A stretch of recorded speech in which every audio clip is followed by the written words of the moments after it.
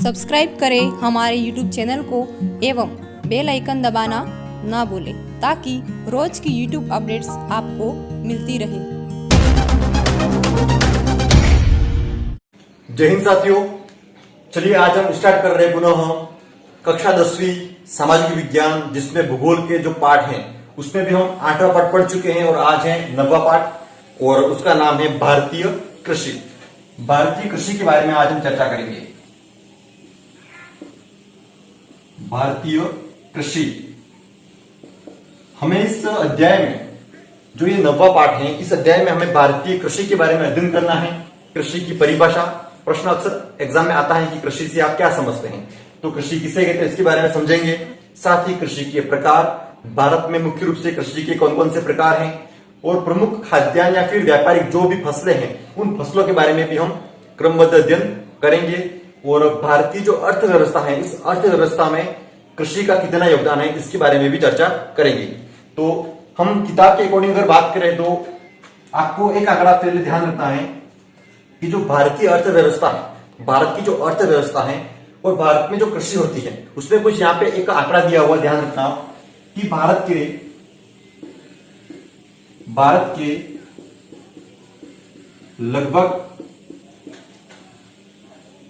48.9%, ये प्रतिशत थोड़ा ध्यान रखना, एग्जाम की दृष्टि से महत्वपूर्ण रहेगा। कितने परसेंट लोग, मतलब लगभग 48.9, लगभग आधी जनसंख्या जो भारत की है वो प्रत्यक्ष रूप से किस पर निर्भर है? कृषि पर निर्भर है। मतलब भारत की लगभग आधी जनसंख्या जो है वो प्रत्यक्ष रूप से कृषि पर निर्भर है, कृषि कार्य में लगी हुई है। हमें और ध्यान क्या रखें कि आखिर कृषि कहते किससे है, कृषि की परिभाषा क्या बनती है उसका थोड़ा ध्यान रखेंगे हम। तो उसमें आपको एक लाइन ये ध्यान रखनी है कि मिट्टी में फसल उगाने की कला, मिट्टी में फसल उगाने की कला को कृषि कहते हैं। ये लाइन रट के आपको कैसे भी करके याद रखनी है, ठीक है। नॉर्मल परिभाषाएं कृषि किसे कहते हैं। वैसे कृषि से आप सभी अवगत हैं, हम आसपास देखते हैं कि किसान जो होते हैं वो खेतों में जाते हैं, बीज बोते हैं, फिर फसलें उगती है, उनकी कटाई करते हैं। तो ये पूरी जो उनकी जो कला है, जो ये आर्ट है किसान का, वही क्या कहलाता है? कृषि कहलाता है। और मिट्टी में फसल उगाने की कला को कृषि कहते हैं। हम इस तरह से परिभाषा भी बना सकते हैं। अब हम आगे चर्चा करेंगे कृषि के प्रकार की। 10वीं की किताब के अकॉर्डिंग अगर हम आगे चले तो भारत में जो कृषि के प्रकार हैं उनके बारे में हम चर्चा करेंगे, जिसमें यहाँ पे दे रखा है ऋतुओं के आधार पर कृषि के प्रकार। मुख्य 3 जो ऋतु हैं उनके आधार पर यहाँ पे 3 कृषि के प्रकार दे रखे हैं। तो आप आगे कृषि की परिभाषा लिखने के बाद पॉइंट बनाओगे कि भारतीय कृषि को ऋतुओं के आधार पर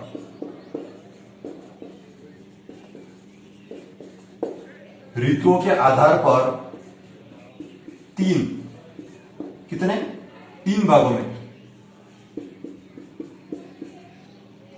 भागों में या 3 रूपों में बांटा गया है।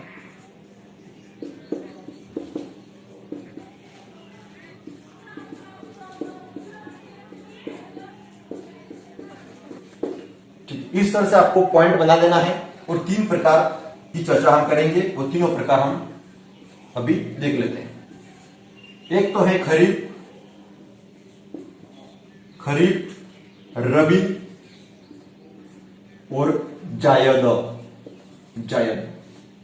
ये 3 प्रकार आपको ध्यान रखना है कि भारतीय कृषि को ऋतुओं के आधार पर 3 प्रकारों में बांटा गया है, खरीफ, रबी और जायद। ठीक, तो पहले हम चर्चा करेंगे खरीफ की, फिर रबी और फिर जायद। पहले इसको ध्यान हमें यह रखना है कि कौन कौन से महीने में ये बोई जाती है। तो शुरुआत में अगर हम देखें तो जून, जुलाई, अभी जुलाई चल रहा है तो अभी खरीफ का मौसम है, ठीक है, खरीफ की कृषि की जाएगी। तो जून जुलाई में जो बुआई होती है, जो रोपी जाती है फसलें, वो शुरू हो जाती है जून जुलाई में। और जो उनकी कटाई होती है वो होती है अगस्त, सितंबर, अक्टूबर, लगभग अक्टूबर से नवंबर अक्टूबर से नवंबर तक आते आते कटाई हो जाती है। तो खरीफ की जो फसलें होती हैं वो जून जुलाई में उनको बोया जाता है और अक्टूबर नवंबर तक आते आते उनकी कटाई हो जाती है। ये इस तरह से आपको महीने थोड़ा ध्यान से याद रखना है, कंफ्यूज नहीं होना है। खरीफ की फसल जून जुलाई से अक्टूबर नवंबर तक। आगे देखिए रबी। रबी में बात करें तो इधर आगे अक्टूबर नवंबर से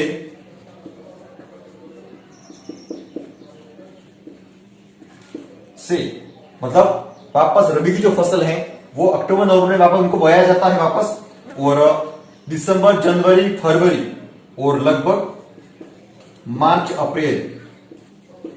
अप्रैल तक ये खेतों में रहती हैं और मार्च अप्रैल तक इनकी लास्ट में कटाई हो जाती है। ये है रबी की फसलें, इनका समय हो गया।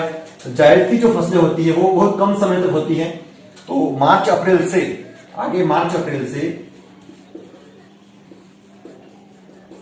इनका रोपण शुरू हो गया मार्च अप्रैल, और फिर मई जून जुलाई, बस वही वापस ये टाइम जून से जुलाई वापस कौन सा समय आ गया, खरीफ का फसल ये समय वापस आ गया। तो ये जायद का टाइम है, अप्रैल मई जून 2-3 महीने तक जायद की फसलें बोई जाती हैं। तो ये मुख्य प्रकार है भारतीय कृषि के ऋतुओं के आधार पर। ठीक है, ऋतुओं के आधार पर प्रकार हो गए और ये 3 मैंने बता दिए। अब इन जो ये फसलें हैं, जो खरीफ की फसल है, जो रबी की फसल है, उनमें कौन कौन सी फसलें ली जाती है, खेतों में बोई जाती है, उनके बारे में थोड़ा आपको ध्यान रखने पड़ेंगे। देखिए खरीफ 3 नाम है, तो पहले सीधा 3 नाम से आप एक फसल याद रखो, चावल 3 अक्षर 3 चावल। ये 2 ही है रबी, तो आप यहां ध्यान रखो गेहूं। ठीक है, गेहूं, और आगे 2 देखना है, 2 ही अक्षर है चना। तो एक बार इस तरह से आप लिंक करके याद रख सकते हो, रबी 2 ही अक्षर है यहाँ पे, तो 2 के ये दोनों हो गए। इधर खरीफ चावल हो गया, इसके बाद मक्का, चलो ये भी ठीक है। इसके बाद और ध्यान रखना है यहाँ पे फिर से 3, बाजरा, चावल मक्का बाजरा, और ध्यान रखो आगे मूंगफली हो गया, फिर उड़द के बाद गन्ना भी खरीफ की फसल है, और एक और ध्यान रखो सोयाबीन।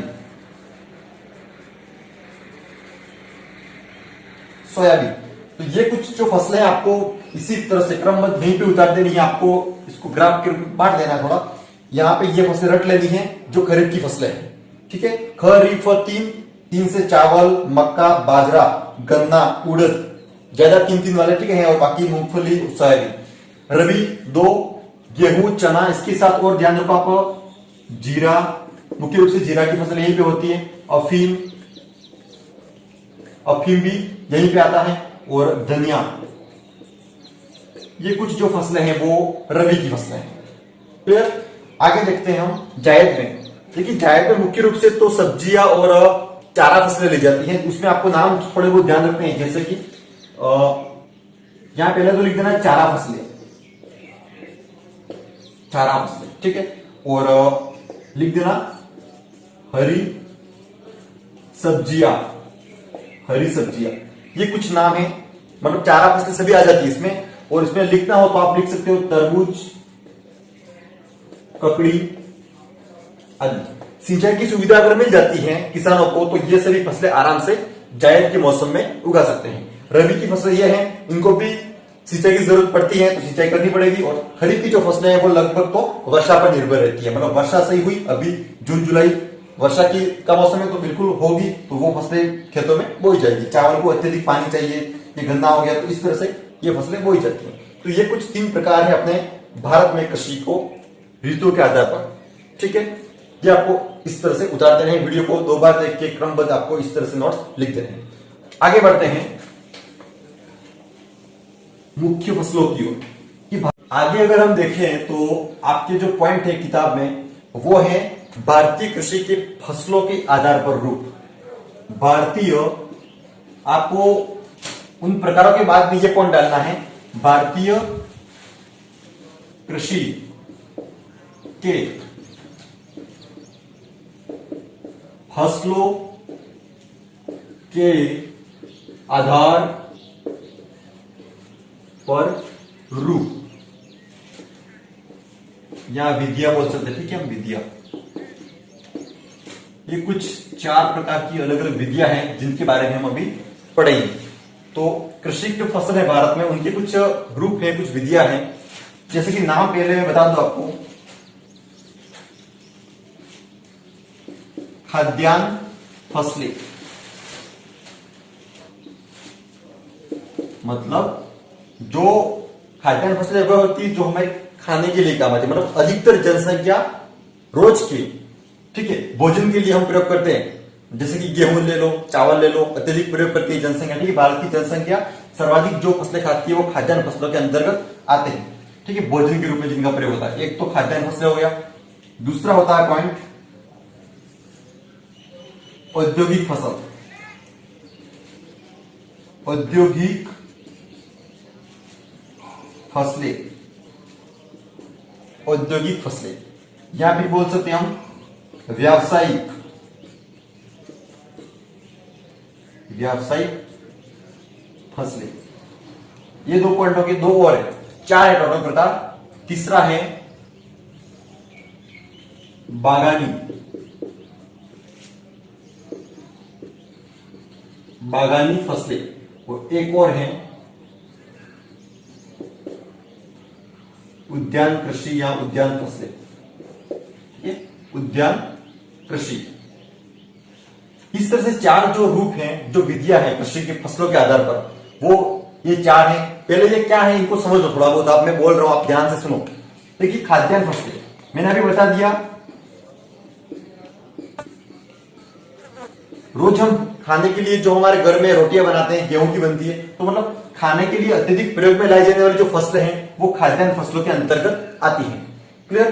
फिर है औद्योगिक फसलें या व्यावसायिक फसलें, ऐसी फसलें जो जिनको हम उगाते तो है खेत में, लेकिन घर पे लाके रखेंगे तो उसका कोई मतलब नहीं है। उनको जल्दी से जल्दी हमें कहा उद्योग धंधे जहां पे होते हैं, जहां पे बड़ी बड़ी फैक्ट्रियां हैं, जहां पे उद्योग लगे हुए हैं, वहां तक पहुंचाना पड़ता है, तब जाके वो हमारे प्रयोग के लिए योग्य बनेगी। जैसे उदाहरण दे दूं अगर, तो जो गन्ना है, अब गन्ने को अगर हम खेतों में काट के लाके घर पे रख दे, 2-4 कमरे भर के रख दे तो कोई मतलब नहीं, ठीक है, बिगड़ जाएगा। उसको हमें बाजार में बेचना पड़ेगा, हमें इन उद्योगों तक, कंपनियों तक पहुंचाना पड़ेगा, तब जाके वो उनका मशीनों में डालकर शक्कर बनाएंगे। तो किसी न किसी रूप में ये क्या है, औद्योगिक या व्यावसायिक फसलें हैं। क्लियर।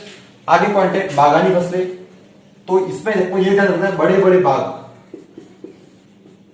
बड़े बड़े बगीचे बनाकर जो फसलें बोई जाती है, लंबे लंबे बगीचे होते हैं 1-2 किलोमीटर के लंबे, और उसके अंदर जो फसलें बोई जाती है वो इसके अंतर्गत आती है, ठीक है। बड़े बड़े खेत होते हैं लंबे लंबे, जैसे कि चाय, कॉफी, रबड़, इनके जो बागान, जो बगीचे होते हैं वो बागाती या बागानी फसलों के अंतर्गत आते हैं। उद्यान कृषि में सिर्फ ध्यान रखना है आपको, सब्जियां, जो सब्जियां जो होती है और उगाई जाती है वो उद्यान कृषि के अंतर्गत आती हैं।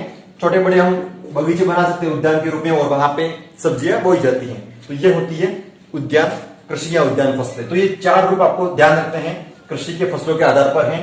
खाद्यान्न फसलें जो खाने योग्य या अत्यधिक जनसंख्या इसी पर निर्भर रहती है, वो खाने के लिए जो अत्यधिक जनसंख्या जो होती है वो खाने के लिए जिन फसलों का उपयोग करती है वो फसलें खाद्यान्न फसलें कही जाती है।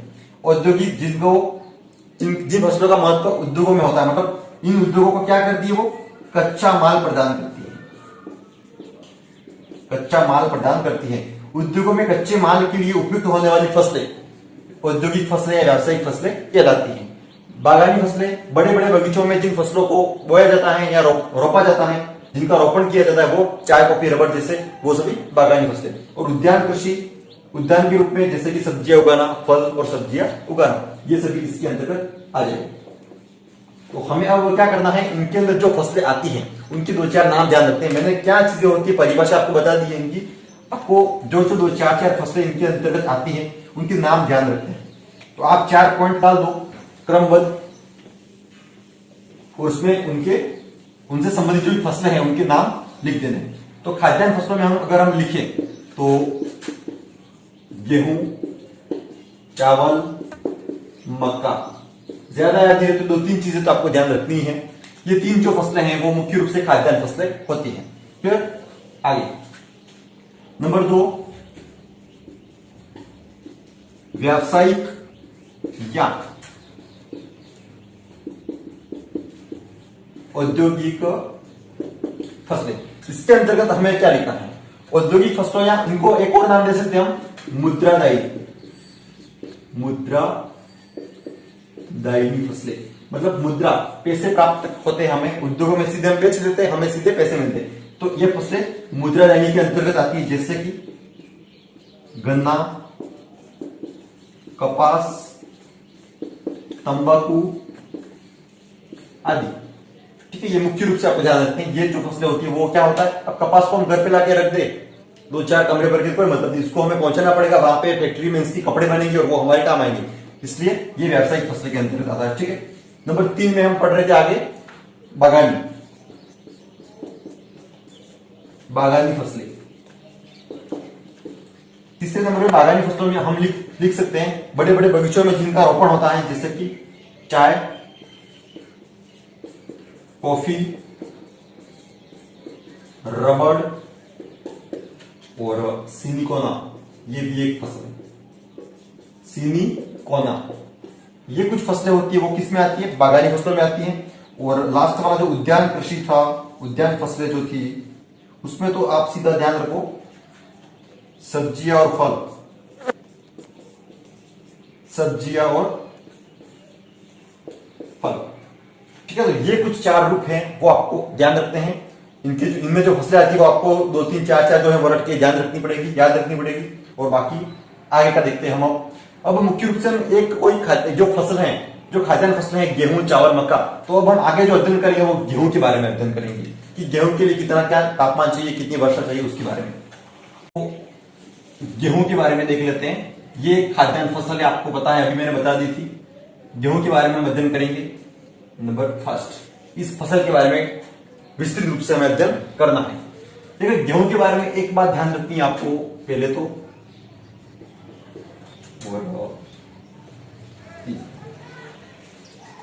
चीन, अमेरिका, भारत, समझ गए आप? विश्व में प्रथम स्थान चीन रखता है गेहूं उत्पादन में, सेकंड पे है अमेरिका, और भारत का विश्व में तीसरा स्थान है गेहूं उत्पादन की दृष्टि से। ठीक है, ये बात क्लियर हो गई।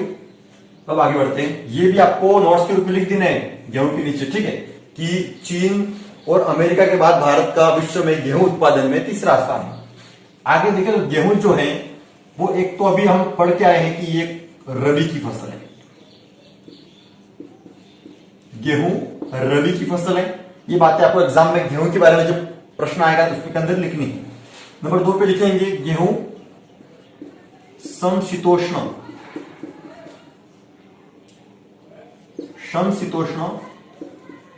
फसल है। अब ये क्या है? समशीतोष्ण, सम मतलब बराबर और शीतोष्ण, न शीतोष्ण मतलब शीत और उष्ण मतलब न तो अत्यधिक शीत है, शीत, और न अत्यधिक गर्म। उष्ण मतलब गर्म, तो न तो ज्यादा ठंडे इलाकों में और न ही ज्यादा गर्म इलाकों में। सम बराबर मतलब दोनों थोड़े थोड़े हो, वह उस इलाके में गेहूं की फसल बोई जाती है। तो भारत में अगर हम स्थिति देखें इसकी, भारत में अगर हम बात करें तो जो कर्क रेखा है 8 राज्यों से गुजरती है कर्क रेखा भारत में। तो कर्क रेखा और एक नीचे जो है कौन सी भूमध्य रेखा है, और उसके नीचे मकर रेखा है। तो भूमध्य रेखा पे गर्मी सर्वाधिक है, सूर्य की किरणें सीधी पड़ती है, यहां तक आते कम पड़ती है और इसके ऊपर तपस और कम होती है। तो ये एक बीच का क्षेत्र है, सम मतलब न तो ज्यादा गर्मी और न ज्यादा ठंड। तो यहाँ जो इलाके हैं उन इलाकों में गेहूं की कृषि सर्वाधिक होती है। जैसे कि मैं अभी यहाँ पे बता ही दूं, तो ये जो क्षेत्र है यहाँ पे अत्यधिक गेहूं का उत्पादन होता है। और कहां कहां पे कौन कौन से राज्य आते हैं मुख्य रूप से उसके बारे में भी हम चर्चा करेंगे। ठीक है, आगे देखिए और पॉइंट में आपको नेक्स्ट लिखना है तापमान। ये जो आता है तापमान और मिट्टी के और ये वर्षा के, वो आपको लगभग अगले लिखते हैं, लगभग 10 से 25 डिग्री सेंटीग्रेड, 10 से 25 डिग्री सेंटीग्रेड जो तापमान चाहिए वो किस फसल को चाहिए? गेहूं की फसल को चाहिए। और आगे वर्षा लगभग 25 से 75 सेंटीमीटर, मतलब 25 से 75 सेंटीमीटर तक औसतन वर्षा होनी चाहिए गेहूं की बुआई के लिए, ठीक है, गेहूं उत्पादन के लिए। और अगला जो पॉइंट आपको लिखना है एग्जाम में गेहूं के बारे में जब प्रश्न आए तब, वो रहेगा मिट्टी, कि कौन सी मिट्टी सर्वाधिक उपयुक्त है, ठीक है, कौन सी मिट्टी सर्वाधिक उपयुक्त है गेहूं के लिए। तो इसमें आपको ध्यान रखनी है, एक तो दोमट व कछारी मिट्टी, दोमट व कछारी मिट्टी, और जलोढ़ भी लिख सकते हैं, जलोढ़ मिट्टी। तो ये कुछ मिट्टियां हैं जो गेहूं के लिए सर्वाधिक महत्वपूर्ण है। ये कुछ बातें हो गई। अब हम देख लेते हैं वितरण, मतलब कौन कौन से राज्य भारत के ऐसे हैं जो गेहूं का सर्वाधिक उत्पादन करते हैं। तो पहले मैप से देखने से पहले मैंने नाम ही लिख देता हूं, यहां पे मैं क्रमबद्ध 5 राज्यों के नाम लिख देता हूं, आपको उसी तरह से उतार देने हैं। इन मिट्टी के बाद में सीधा पॉइंट आएगा हमारा, इसी के नीचे प्रमुख उत्पादक राज्य। किस उत्पादक की बात करें हम, गेहूं उत्पादन की जो राज्य हैं प्रमुख रूप से, वो कौन कौन से हैं। तो पहले नंबर पे आपको लिखना है पंजाब, नाम ध्यान रखिए आपको, पंजाब और हरियाणा। मैंने जो वो लोकेशन बना रखा है यहां पे, इसके अंतर्गत ही आ रहे हैं, जो यहां पे मैं जो राज्य लिखूंगा वो पंजाब, हरियाणा, उत्तर प्रदेश नंबर 4, मध्य प्रदेश और राजस्थान, ठीक है। ये कुछ इस प्रमुख राज्य हैं जो गेहूं का सर्वाधिक उत्पादन करते हैं, ठीक है, क्लियर। अब आपको एक और अगला पॉइंट लिखना पड़ेगा गेहूं में, थोड़ा राजस्थान के संदर्भ में बात करनी पड़ेगी, क्योंकि हमारे राजस्थान बोर्ड है हमारा, तो कहीं ना कहीं हमें उसके बारे में, राजस्थान के बारे में भी कुछ लिखना पड़ेगा एग्जाम में। तो इसके बाद का अगला पॉइंट रहेगा राजस्थान में गेहूं उत्पादित करने वाले प्रमुख जिले। देखो प्रमुख जिलों की बात कर रहे हैं हम, वैसे तो हम हर एक प्रत्येक जिले में गेहूं का उत्पादन होता है, आप भी जिस भी जिले के होंगे वहां पर भी गेहूं उत्पादन करते हैं हम, ठीक है, लेकिन हमें कुछ प्रमुख जिले जो ध्यान रखने पड़ेंगे वो है गंगानगर, हनुमानगढ़, इसके बाद अलवर लिख देना, और नंबर 4 पे लिख देना भरतपुर के बाद 5वां और याद रखो तो जयपुर, और एक याद रखो तो कोटा। इसके बाद अब हम एक और लास्ट बात बाकी रहेगी गेहूं में, लास्ट बात आपको लिख देनी है सिर्फ। इसके बाद हम आगे चावल के बारे में पढ़ेंगे। गेहूं के संदर्भ में एक पॉइंट इसके बाद में आपको डालना है, उसमें लिखना है भारत में, ये बात आपको एग्जाम में लिखनी है अगर प्रश्न आता है तो, भारत में हरित क्रांति के जनक किस व्यक्ति को माना गया है। तो आपको नाम ध्यान रखना है इनका, डॉक्टर स्वामीनाथन,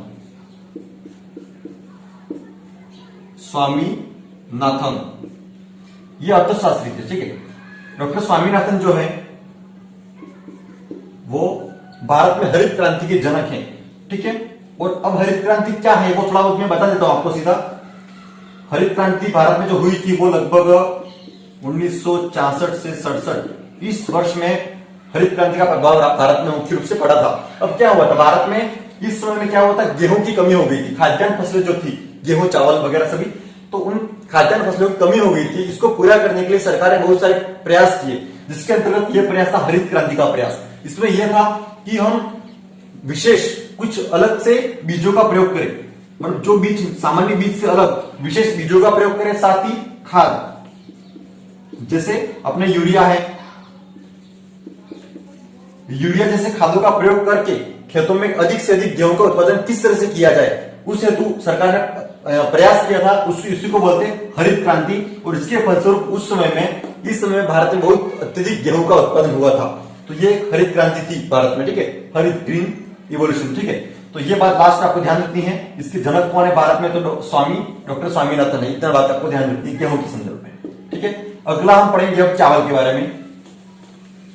अगली जो फसल है हमारी वो है चावल, ठीक है। गेहूं के बाद हम चावल पढ़ने जा रहे हैं जो एक खाद्यान्न फसल है। इतना तो आपको पता है, ये खाद्यान्न फसल है।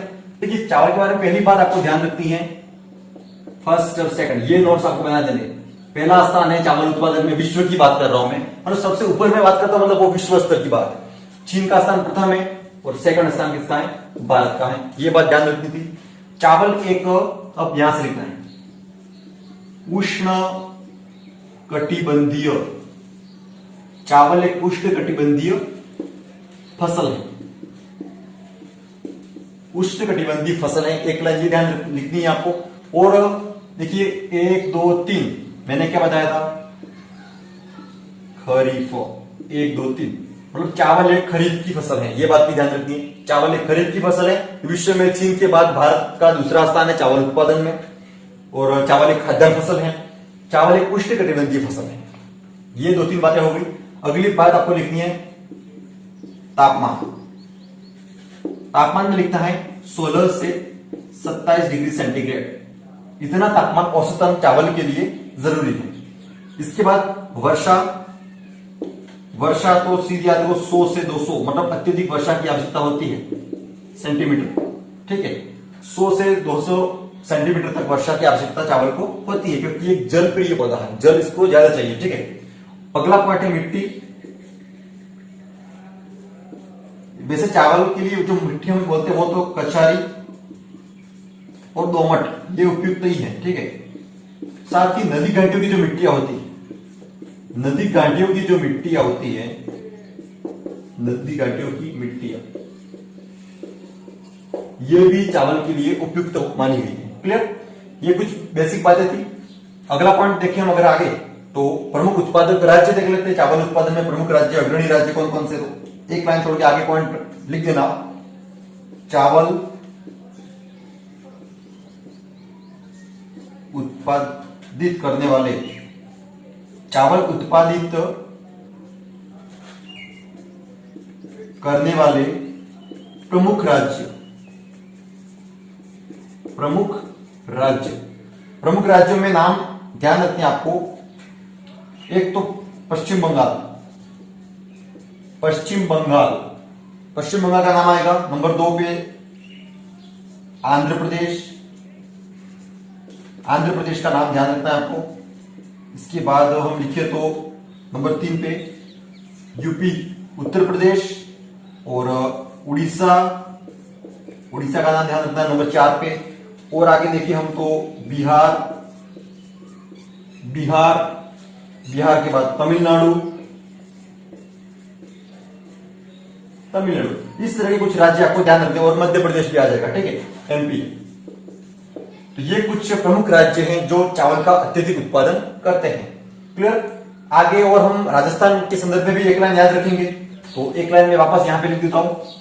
इसके बाद में आपको एक पॉइंट और डालना है जिसके अंतर्गत लिखना है राजस्थान में। इस तरह से लिखते, राजस्थान में अगर हम देखें मुख्य रूप से तो सबसे ऊपर वाले जिले गंगानगर,